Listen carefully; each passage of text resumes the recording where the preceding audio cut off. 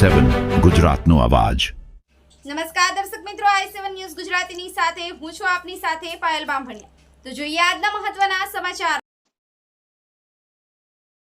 દાહોદ જિલ્લા શિક્ષણ વિભાગ દ્વારા તારીખ 2/4/2026 ના રોજ નવી શિક્ષણ નીતિ મુજબ એફએલએમની વાંચન લેખન અને ગણનામાં નબળા બાળકોને માટે પાયાના પ્રકાશના નામે દાહોદ જિલ્લાની તમામ પ્રાથમિક શાળાઓમાં એક પરીક્ષા લેવામાં આવી। દાહોદ જિલ્લાના જિલ્લા વિકાસ અધિકારી દ્વારા દિવાળી પહેલા ધોરણ 2 થી 8 માં વાંચન લેખન અને ગણનામાં નબળા બાળકોને પાયાના પ્રકાશ નામે એક પરીક્ષા લેવામાં આવી હતી, જેમાં લગભગ 90% બાળકો નાપાસ થયા હતા। તે અંગે શિક્ષણ વિભાગ દ્વારા શિક્ષકોને નોટિસો ફટકારી હતી। દરરોજ 1 કલાક માટે વાંચન લેખન અને ગણના ક્લાસ કરવા સૂચના આપતા તે અંગેની તારીખ 2/4/2026 ના રોજ એક પરીક્ષા લેવાઈ રહી છે, જેમાં 10 કિલોમીટરના વિસ્તારની શાળાઓમાંથી દૂરના બીજા શિક્ષકો દ્વારા પરીક્ષા લેવામાં આવી છે, જેમાં ધોરણ 1 થી 5 ધોરણના શિક્ષકોને પોતાની શાળામાં રહી પરીક્ષા આપી શકશે। આચાર્યશ્રી અને બિલ્ડિંગ કંડક્ટર અને ઓબ્ઝર્વરની નિમણૂક આપી અને પારદર્શક અને સુઘડ પરીક્ષાઓ લેવામાં આવી હોવાનું દાહોદ જિલ્લામાં જોવા મળે છે અને શાળાઓમાં બોર્ડની પરીક્ષાઓ લેવામાં આવતી હોય તેમ ચુસ્ત અને શાંત વાતાવરણમાં પરીક્ષાનું સંપન્ન કરી પૂર્ણાહુતિ કરવામાં આવી હતી અને આચાર્ય અને ઓબ્ઝર્વરની પૂછપરછ કરતા પાયાનું જ્ઞાન બાળકોના શરીરમાં પડી રહેલી સુસુપ્ત શક્તિઓને બહાર લાવી પાયાનું શિક્ષણ નીતિ મુજબ શિક્ષણમાં આગળ વધવા માટેનું જ્ઞાનની પરીક્ષા લેવામાં આવી હતી। Bureau chief Kalubhai Damor, i7 news Gujarati, Dahod.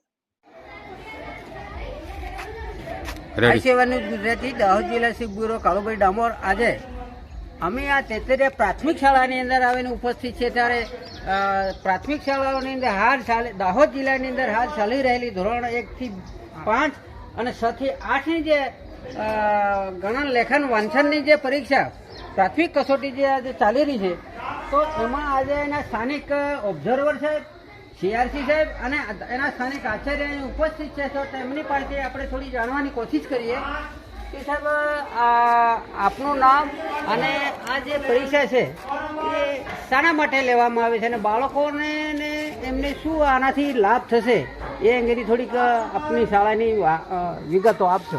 હા, મારું નામ વહોનિયા જીથાભાઈ માનુભાઈ વહોનિયા, પ્રાથમિક શાળા તેતરિયા, મુખ્ય શિક્ષક। આજે જે પરીક્ષા લેવાઈ રહી છે એ એફએલએનની હેન્ડલાઇન પરીક્ષા છે।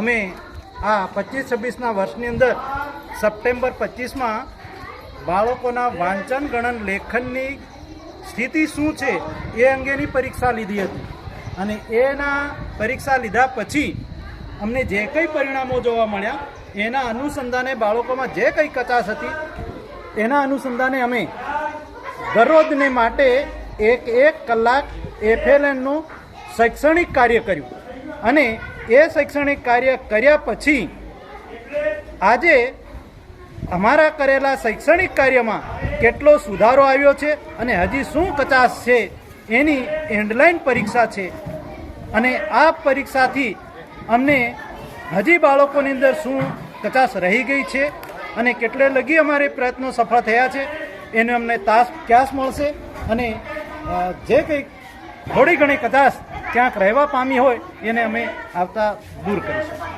તો એમની સાથે બીજા પણ આ જે પરીક્ષા જે ઓબ્ઝર્વર સાહેબ છે, તો ઓબ્ઝર્વર સાહેબને પણ આપણે પૂછીએ કે સાહેબ આપણે શિક્ષણને કઈ દિશામાં લઈ જવા માંગો છો એવી માહિતી।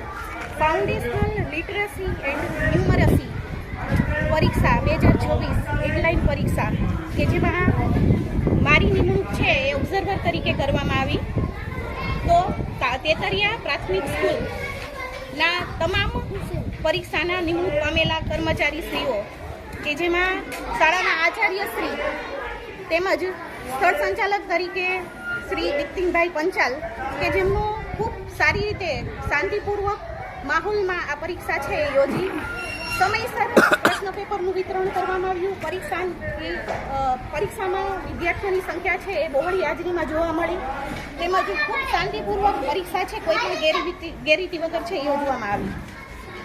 તો આ હતા તેતરિયા પ્રાથમિક શાળાના આજે જે કસોટી લેવાઈ રહી છે અને જે જોતા જે બોર્ડની પરીક્ષાની તરફ કુશળ વહીવટથી ચાલી રહેલી જોવા મળે છે, તો આ હતા આજના તેતરિયા ગામની પ્રાથમિક શાળાના અહેવાલ।